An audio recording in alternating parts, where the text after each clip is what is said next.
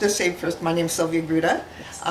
I'm first generation Polish. My parents were immigrants after the war. They came to Canada. And my father's first job was in Windsor, Ontario. And he was a time study engineer. And I guess what hit me at that time was he got laid off. We had just bought a brand new home. And we lost the house. Half of Windsor was actually empty homes. And I guess that when you're around 12 years old, that hits you. So I got involved with CUSA, and I think that's when my feminist stirrings and radicalism and probably my self-esteem got improved, because there was a role to play, and I was someone who wasn't shy to speak up. And I was involved with the organizing of CUSA into a union. And I met some formidable people at the time: Pat Finn, June Landsberg, who was our first president. I just thought the world of her.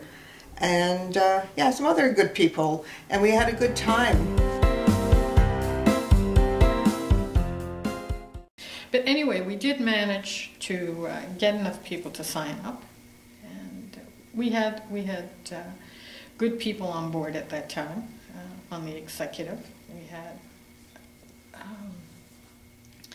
well, I should back up again and say we kept having these meetings where we were told, those of us who were pushing for a union, mainly Sylvia and I, that the management would voluntarily recognize us. We didn't need to do that.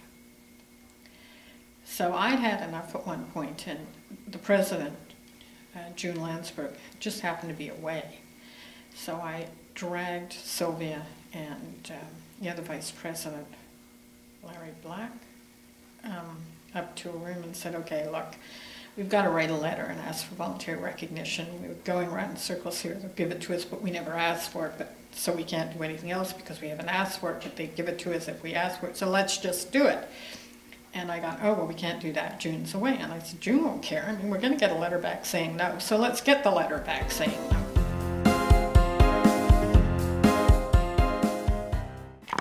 So I'll just tell you what I remember, and I think there's big gaps in my memory, but as you know, when you start talking about things, memories come back, and I haven't thought about this for many, many years.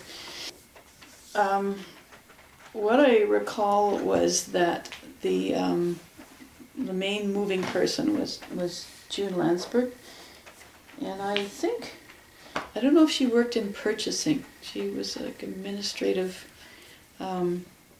So she worked, that's what I recall, she worked in purchasing. And then I guess the faculty had a faculty association before.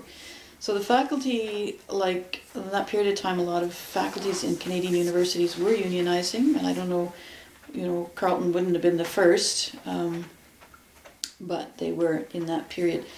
And I remember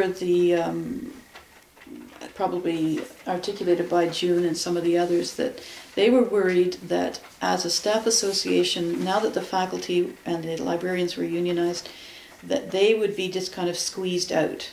And there were other unions on campus. All the blue-collar workers had had QP and maybe some others, people who were in trades and so on, and people who were groundskeepers and stuff, did blue-collar stuff. They were unionized. So I think this group then would have been, the support staff would have been the only non-unionized group. And I know June felt very strongly, and I think others agreed, that if they didn't unionize, they were just going to be squeezed out. No one was going to be interested in them. No one was going to protect their interests. They couldn't count on, oh, the faculty will, assure our best interests, or the administration. They just thought, they won't. So